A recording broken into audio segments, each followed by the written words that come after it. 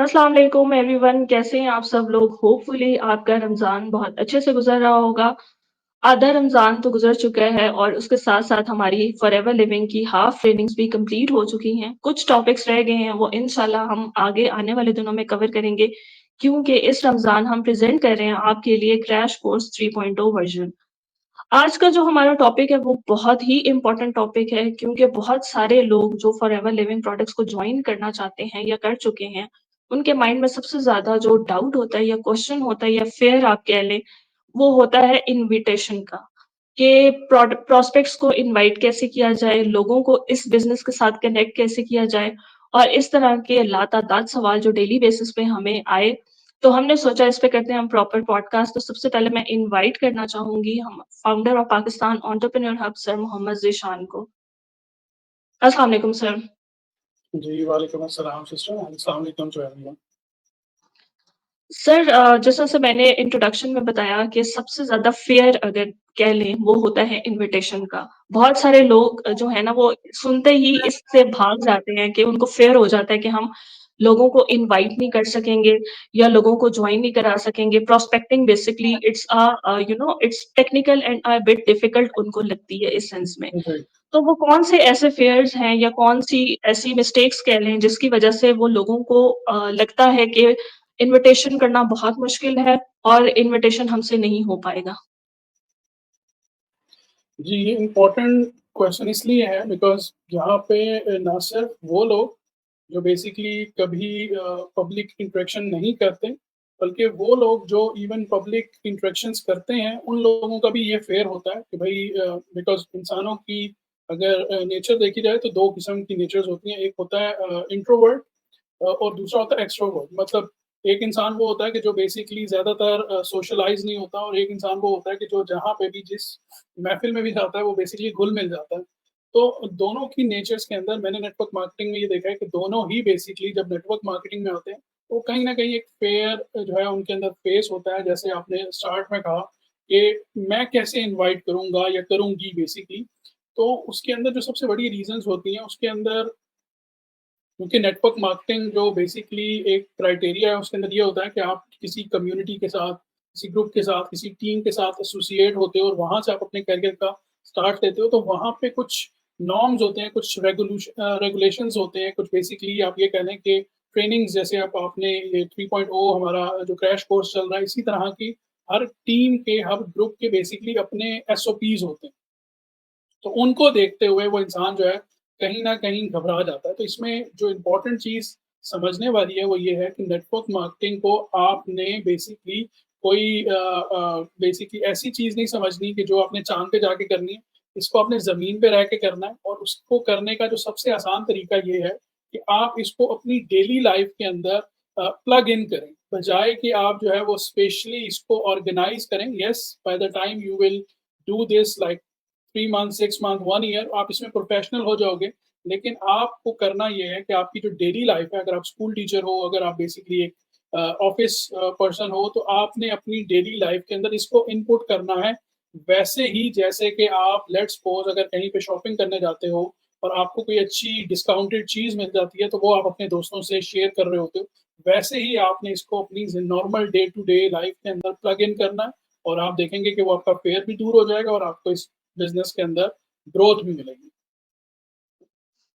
जी sir, जहाँ तक बात आती है फ़ेयर की, तो आई थिंक जितना मेरा एक्सपीरियंस रहा है इस इंडस्ट्री में और काफ़ी मेरे साथ में क्योंकि टीम मेंबर्स भी हैं, ओवरऑल डे टू डे लोगों जी, से मैं बात करती हूँ, तो सबसे ज़्यादा जो प्रॉब्लम आती है ना, वो या लोगों को डर होता है वो रिजेक्शन का होता है। कि अगर हम बात करेंगे, बात करने से पहले ही उनकी रिजेक्शन का जो एक फोमो आप कह लें, वो क्रिएट हो जाता है उनके माइंड में कि अगर हम इससे बात करेंगे तो अगर इन्होंने कोई ऐसा क्वेश्चन हमसे पूछ लिया और हमारे पास आंसर नहीं हुआ या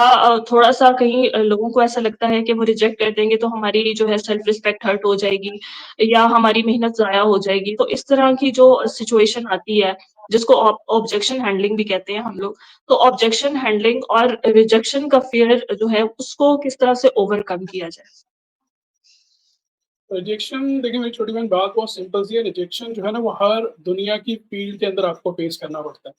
आप स्कूल में जाते हैं, आप कॉलेज में जाते हैं, आपको फर्स्ट डे के अंदर जो है वो आपके स्कूलमेट, आपके कॉलेजमेट, आपके क्लासमेट जो हैं वो बेसिकली एक्सेप्ट नहीं कर लेते, आपको एक स्पेस बनानी पड़ती है। You need to take them understand environment, आप वहाँ का एनवायरनमेंट अंडरस्टैंड करते हो, फिर अपने आप को या तो एडजस्ट करते हो या बेसिकली आप जो है वो बेसिकली अपने आप को जो है वो उस एनवायरनमेंट से बाहर रखते हो, और आप इसको ऐसे भी कह सकते हैं कि आप बहुत सारी एनवायरनमेंट होती हैं जहाँ पर आप जो है वो आइसोलेट हो जाते हो, और बहुत सारे एनवायरनमेंट्स होते हैं जहाँ पे बेसिकली आप सोशलाइज हो जाते हो। तो इसी के अंदर भी ये जो इम्पोर्टेंट चीज़ है वो यही है कि आप जब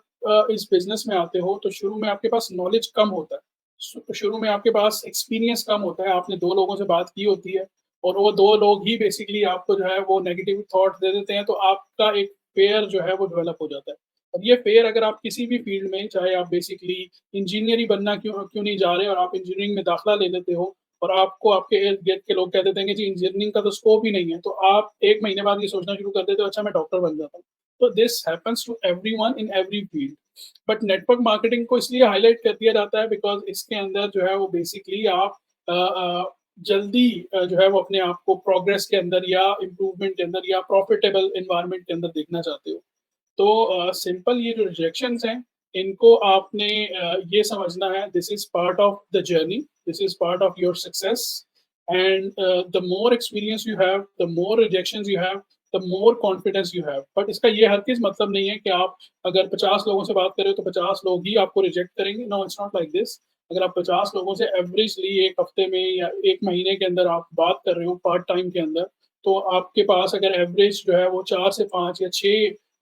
गुड जेस्चर्स भी आ गए हैं और वो क्लोजिंग की तरफ आपकी लीड या प्रोस्पेक्ट जो है वो चले गए हैं, तो yes, this is a sign कि यू आर इम्प्रूवमेंट, कि आपके अंदर एक इम्प्रूवमेंट वाला फैक्टर जो है वो आ रहा है। और बाय द 6 मंथ और 9 मंथ और 1 ईयर जब आप अपनी प्रोग्रेस को देखते हो, तो आप जो है वो इम्प्रूव होते हो, और फिर वो जो रेशियो है वो बढ़ती रहती है, और आहिस्ता आहिस्ता आप जो है वो बेसिकली 10 आउट ऑफ 5 और 6 क्लोजिंग्स की तरफ चले जाते हो। जी सर, बड़े अच्छे से एक्सप्लेन किया आपने मिस्टेक्स और फियर्स जो थे हमारी, होपफुली ऑडियंस को भी क्लियर हो गए होंगे। अब सर बात करते हैं कुछ पॉजिटिव साइड की, इफेक्टिव वेज़ की अगर हम बात करें, जैसे कि बहुत इनवाइट करने के बहुत सारे तरीके हैं। कुछ लोग स्टोरी टेलिंग के थ्रू जो है वो प्रॉस्पेक्ट्स को इनवाइट करते हैं।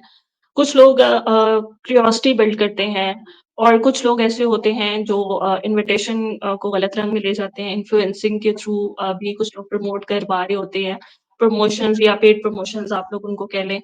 तो अगर हम इफेक्टिव वेज़ पूछें या बेस्ट वे जो एक आम इंसान की पहुँच में भी हो, और जो एक बिल्कुल बिगिनर लेवल पे एक पर्सन जो फॉरएवर लिविंग को जॉइन करना चाहता है,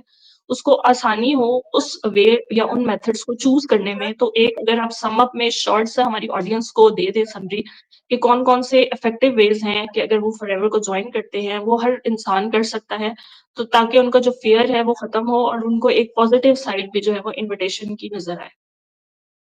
जी। इसमें देखिए क्योंकि ये जो इंडस्ट्री है इसका नाम है वर्ड ऑफ माउथ, तो ये बेसिकली रिकमेंडेशंस जो है आप इसमें करते हो, और रिकमेंडेशंस हज़ार चीज़ों में आप कर सकते हो, लेकिन ज़रूरी नहीं है कि जब आप किसी भी चीज़ को रिकमेंड कर रहे हो और वो सामने वाला इंसान जो है वो आपकी रिकमेंडेशन को एक्सेप्ट करे, और ये आपके साथ भी अप्लाई होता है कि जब आप कोई रिकमेंडेशन करता है कि भाई ये प्लेस अच्छी है, ये रेस्टोरेंट अच्छा है, तो डज़ नॉट मैटर कि आपने वहीं से ही बेसिकली खाना खाना है या उसी जगह पर जाना है, आप उसको एज़ एन ऑप्शन देखते हो कि हाँ, अगर ये आपको सूट करता है या अगर आपकी हो सकता है उस टाइम वो आपकी नीड ना हो।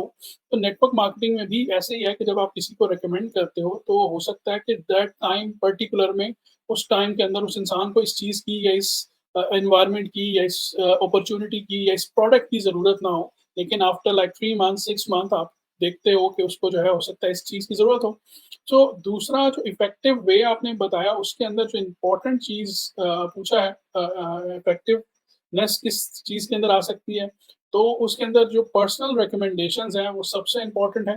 क्योंकि आजकल सोशल मीडिया का टाइम है, तो लोग बेसिकली एड्स को देख-देख कर जो है वो तंग आ गए हैं। अगर आप एक यूट्यूब की वीडियो भी 5 मिनट की देखने लगते हो, तो उसमें भी आपको कम से कम 5 दफ़ा जो है वो ऐड देखने को मिलता है। तो आप एड्स और एडवर्टाइज़मेंट्स से कहीं न कहीं एग्ज़ॉस्ट हो चुके होते हो। तो अगर आपको वही एडवर्टाइज़मेंट जो है वो कोई इन्फ्लुएंसर करता हुआ नज़र आ रहा है, या आप कोई जो पॉपुलर पर्सनैलिटीज़ हैं, जिसको आप देखते हो, तो आपको लगता है कि यार they they are trying to sell you something, वो आपको कुछ बेचने की कोशिश कर रहे हैं। तो उस चीज़ को जो है वो लोग ज़्यादा प्रेफ़र नहीं करते और आने वाले दिनों में नहीं करेंगे। This is what stat says के जो एड्स हैं उसके ऊपर जो बेसिकली सेल्स है उसकी रेशो कम होती जा रही है बनिस्बतन जो पर्सनल रिकमेंडेशंस हैं उसकी सेल्स रेशो जो है वो बढ़ती जा रही है पिछले 5 सालों के अंदर जो अगर आप रेशो देखोगे वो बढ़ती जा रही है। तो इसके अंदर आपके पास ये चांस है कि आप पर्सनली रिकमेंड करें, कोई एक प्रोडक्ट आप यूज़ करें, उस प्रोडक्ट का अच्छा-सा बेनिफिट, अच्छी-सी उसकी थॉरल डिटेल्स आपके पास हों, उन्हीं प्रोडक्ट को आप रिकमेंड करें और इसी तरीके से बिज़नेस को भी आप ग्रेजुअली जो है वो एक्सप्लेन करें और इसी तरीके से आपको जो है वो बेसिकली ग्रोथ होती है और सिंपल फॉरएवर लिविंग प्रोडक्ट्स का सिंपल फॉर्मूला तो ये है कि आप अगर मिनिमम 4 सीसी क्राइटेरिया पूरा करते रहते हो तो आपकी ग्रोथ फॉर श्योर डेफिनेट है कि आप साल के अंदर, डेढ़ साल के अंदर, 2 साल के अंदर एक अच्छे लेवल के ऊपर एक अच्छी जो पोटेंशियल अर्निंग आपकी है, आप उसके ऊपर जा सकते हो विदाउट पुशिंग टू हार्ड और ना सिर्फ अपने आप को अज़ियत देने में बल्कि आप जो है वो लोगों को तकलीफ और लोगों के नुकसान से भी बच सकते हो, अगर आप ये सिंपल फ़ॉर्मूले के ऊपर अप्लाई करें तो। जी सर, बड़े अच्छे से जो है वो आपने एज़ अ बिगिनर लेवल जो है वो एक्सप्लेन किया। अब लास्ट में मैं आपसे पूछूँगी कि पर्सनल डेवलपमेंट कितनी इम्पोर्टेंट है इन्विटेशन में? क्योंकि बहुत सारी ऐसी ख़वातीन या फीमेल्स उनमें कॉन्फिडेंस की बहुत कमी होती है। क्योंकि यूजुअली वो ऐसा होता है कि घरेलू ख़वातीन होती हैं, उन्होंने ज़्यादा एक्सपोज़र नहीं होता, किसी से बात नहीं की होती, तो उनको इन्विटेशन कहीं न कहीं इसलिए भी मुश्किल लग रही होती है। तो यहाँ पे मुझे बताइएगा कि मेंटर का कितना रोल जो है वो बनता है? क्योंकि मेंटरशिप बहुत ज़रूरी है इस चीज़ को लेके,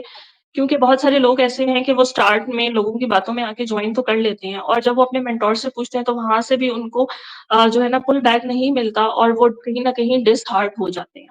तो अगर हमने फॉरएवर लिविंग को जिस तरह से आपने बताया कि 4 सीसी का क्राइटेरिया जो है वो आपका मस्ट है लॉन्ग टर्म अगर हमने इस बिज़नेस को लेके चलना है, क्योंकि अक्सर कहा जाता है कि आपने certain number of people invite कर लिए, उसके बाद वो लोग काम करेंगे और आपने कुछ नहीं करना। जबकि 4 सीसी क्राइटेरिया इंशाल्लाह इस पे भी हम प्रॉपर पॉडकास्ट करेंगे, वो कितना ज़रूरी है।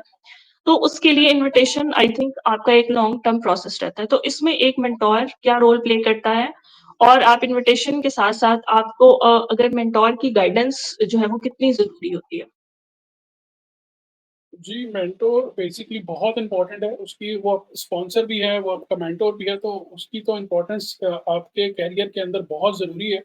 उसकी सिंपल रीज़न ये है कि उसने वो टाइम, वो एक्सपीरियंस गेन किया है विदिन अ टाइम फ्रेम जिससे जो आपको सेव कर सकता है कि वो ही 6 महीने, वो 1 साल जो है वो आपको कम लग सकता है अगर आप अपने मेंटर के साथ अंडरस्टैंडिंग के साथ, कॉन्सेप्ट के साथ चीज़ों को लेकर चलते हैं। दूसरी चीज़ जो सबसे इम्पोर्टेंट है कि मेंटोर्स के साथ कम्युनिकेशन जो है वो बहुत इम्पोर्टेंट है बिकॉज़ अक्सर जो यहाँ पर चीज़ देखने में आती है प्रोस्पेक्ट्स के अंदर कि शुरू के अंदर आपके अंदर एक हेजिटेशन सी होती है कि अच्छा मैं ये चीज़ कहाँ से पूछूँ? वो चीज़ पूछने से आप अपने आप को लेट डाउन नहीं कर रहे होते, आप स्पॉन्सर को जो है वो बेसिकली जो है कोई इस किस्म की ऐसी चीज़ नहीं कर रहे होते, डिस्टर्बेंस नहीं कर रहे होते अगर आप उसको एक मैनर के अंदर करते हो। हफ्ते के अंदर जो है 10 दिन के अंदर अगर आप एक मीटिंग करते हो और उस मीटिंग के अंदर आप कुछ इम्प्रूवमेंट्स देखते हो अपनी पर्सनल डेवलपमेंट के हवाले से, बिज़नेस के हवाले से और उसको आप अप्लाई करते हो और ग्रेजुअली आप अपने बिज़नेस को आगे लेके चलते हो, तो डेफिनिटली आपकी ग्रोथ विदिन 3 टू 4 वीक्स और 2 मंथ्स के अंदर आप अपने आप को एक राइट वे के अंदर, राइट डायरेक्शन के अंदर, राइट स्पीड के साथ मूव होता हुआ देखते हो। लेकिन सबसे इम्पोर्टेंट जो यहाँ पर चीज़ आके रुक जाती है और वो ये है कि जब आप खुद से ही कोई चीज़ एज़्यूम करते हो, कोई चैलेंज आपके सामने आता है और खुद ही उसका फैसला कर लेते हो और खुद ही उसका जो है वो रिज़ल्ट जो है वो निकाल लेते हो कि अच्छा इस चीज़ का ये रिज़ल्ट निकल आया और अब मुझे इस बिज़नेस को नहीं करना या अब मुझे जो है वो ब्रेक की ज़रूरत है या अब मुझे जो है वो बेसिकली स्लो डाउन होने की ज़रूरत है। तो वहीं पे आपका जो है वो ड्रॉबैक शुरू हो जाता है। लर्निंग को कभी स्टॉप मत करें, नंबर 1 प्रायोरिटी इन लाइफ़। नंबर 2 अपने मेंटर्स के साथ डिस्कशंस जो है वो कभी खत्म ना करें, उसको एट लीस्ट वीकली और मंथली जो है ट्वाइस उसको ज़रूर करें और इन डेप्थ करें। जब आप मीटिंग करने लगें या कॉल करने लगें या फेस टू फेस भी मीटअप करने लगें, तो आप 2-3 पॉइंट्स ऐसे रख लें जो आपके वाक़ई ही चैलेंज हैं। ऐसे नहीं कि जर्नल क्वेश्चंस जो हैं वो करने हैं। जर्नल क्वेश्चंस आपको हमारी वीडियो से, हमारे टॉपिक से भी मिल जाएँगे, वो आपके लिए बहुत आसान है। बट इम्पोर्टेंट चीज़ क्या है कि आपकी पर्सनलाइज़, कस्टमाइज़्ड प्रॉब्लम क्या है उसको बताएँ। अगर वो आपको सॉल्यूशन देने में नाकाफ़ी या नाकाम है basically, then you need to think कि yes what I have to do, फिर आपको किसी और सॉल्यूशन की ज़रूरत है। नंबर 3 चीज़ें ये हैं कि जो भी आपके पास लर्निंग आती है या जो भी आपके पास आपके मेंटर की तरफ से गाइडेंस आती है उसको अप्लाई करें। उसमें या तो वो चीज़ होगी या नहीं होगी, अगर होगी तो आपको एक थोड़ा-सा पुश मिल जाएगा। येस, पहले 5% होगी, फिर 10% होगी एंड फिर 100% तक जाएगी। But this is very important, ये 3 चीज़ें अगर आप अप्लाई करते हैं तो yes you can be successful in network marketing. जी सर, आपने बहुत ही अच्छे से सारे क्वेश्चंस को एक्सप्लेन किया और जो मैं सम अप करूँ अपनी ऑडियंस के लिए कि learning consistency and guidance is really really important और रहा सवाल इन्विटेशन का, तो आप किसी भी सेक्टर में हो, चाहे आप टीचर हो तो आपको बच्चों को एडमिशन करने के लिए इन्विटेशन की ज़रूरत पड़ती है। चाहे आप किसी ऑफ़िस में हो तो आप वहाँ पे भी बाकायदा एचआर डिपार्टमेंट्स होते हैं, वहाँ पे भी लोगों को इनवाइट किया जाता है। तो इसमें इतना घबराने की ज़रूरत नहीं है, ये कोई नई टर्म नहीं है, हर इंडस्ट्री में कहीं न कहीं ये मौजूद है। आपको काम सिर्फ़ अपने ऊपर करना है, अपनी पर्सनल डेवलपमेंट पे काम करना है, फ़ोकस करना है और कंसिस्टेंसी के साथ अपने बिज़नेस को करना है और इंशाल्लाह ये बिज़नेस भी आपके लिए एक बहुत ही सक्सेसफुल बिज़नेस रहेगा। होपफुली आज की पॉडकास्ट आप लोगों के लिए बहुत प्रोडक्टिव रही होगी। इंशाल्लाह मिलते हैं दोबारा अगेन एक नई एपिसोड के साथ, तब तक अपना बहुत सारा ख़्याल रखिएगा। टिल देन टेक केयर, अल्लाह हाफ़िज़।